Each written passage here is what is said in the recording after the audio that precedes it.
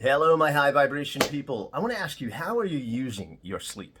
Now, sleep gets a lot of attention these days, but I'm going to talk about a very unique way, a very important way that you can use those 8 hours of sleep that we're supposed to be getting. Hi, my name is Joe Burns. I am the Mind Op from the Mind on Purpose. Welcome. And, sleep gets a ton of attention these days, but we think of sleep as just repair work, right? We think of sleep as you take those 8 hours that you're hopefully getting, and you know that you're repairing your muscles, especially if you've worked out or you had a hard day at work.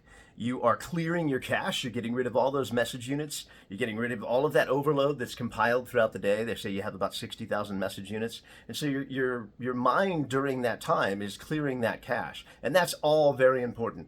But I want to talk about one really important way that you don't think about, that you can use your sleep to actually accomplish your dreams instead of just dream. And that is this. So when you go to sleep, when you are asleep, you are literally unconscious. Your conscious mind is no longer there. And so that busy mind, that monkey mind, that critical mind that we all have, that is often really a kind of a guardian for our old programming. It's really just basically, in that worry state. It's trying to keep us alive. It's trying to keep us alive. It's trying to keep us small. It's trying to help us survive.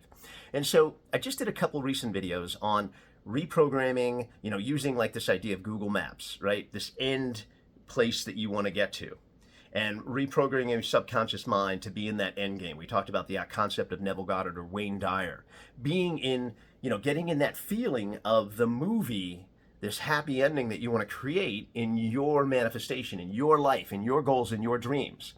And then the idea of really enjoying the journey to get there. But a lot of you asked me, well, does that mean we just think of the happy ending and then we don't have to do anything? No, that's not it. But what we really want to do, two things right before we go to sleep. So when you're going to sleep, you're in a very highly suggestible state, and your subconscious mind is literally asking for marching orders. Now, you know that it's going to keep your heart pumping. It's going to keep you breathing. It's going to help you to dream, and we can even use those dreams. We'll talk about that in another video.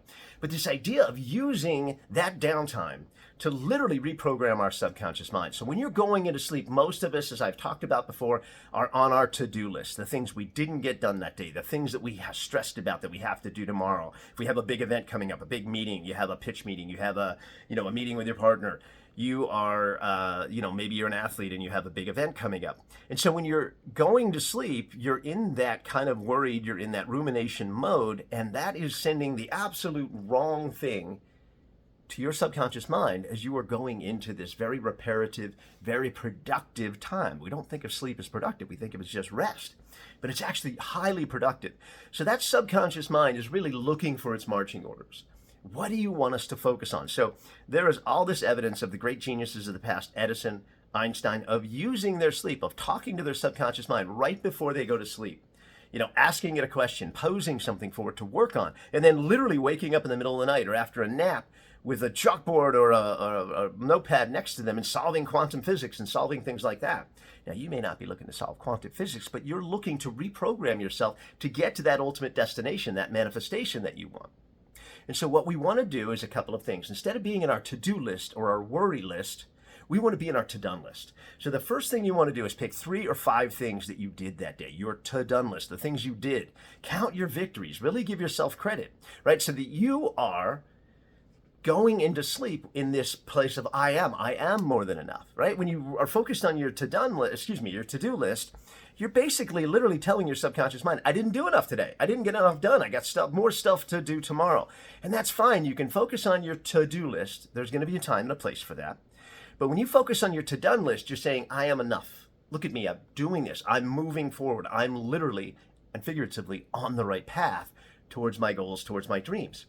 So that idea of giving yourself credit, now what your subconscious mind is starting to look for evidence that you are enough, that you are abundant, that you are manifesting, that you are doing these things. And so that evidence starts to come out in our real world the next day and going forward. And what that means is this: when you get in that I am, right, that powerful I am, that manifestation, right, and what you put after I am abundant, right? I am doing enough. I am, attractive. I am magnetic. So you could put anything you want after that to have that mantra, and you want to go into sleep with that, because what you're doing then is you are reprogramming your subconscious mind, your reticular activating system, the next day to start to look for the evidence of these things.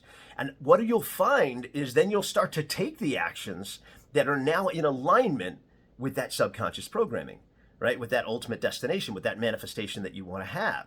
So you'll start making the phone calls that you need to make, and you'll start doing this, it seems almost magically, those things that you were resistant to before, because what you were resistant to is they weren't in alignment with your old self, your old identity that was you, right? So you might have found resistance to making those phone calls, to answering the emails that you needed to do, to sending something out to somebody, to reaching out to the people that are going to help you to manifest. And then you're going to start finding that you're attracting those people, those things, those resources into your attraction. That is this whole idea of the law of attraction. This idea of being magnetic is that when you are getting your old programming changed out for this new identity, this new manifestation, this new goal, this dream that you want to have, right? Now you're going to be looking for evidence of things that are in alignment with that.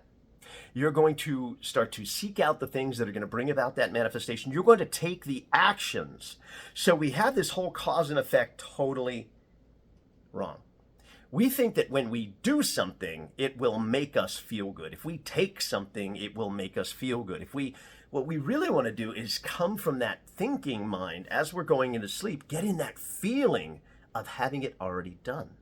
Having that be the cause. And so the effects the next day start to align. You start to notice these things that are in alignment. I hope this makes sense to you.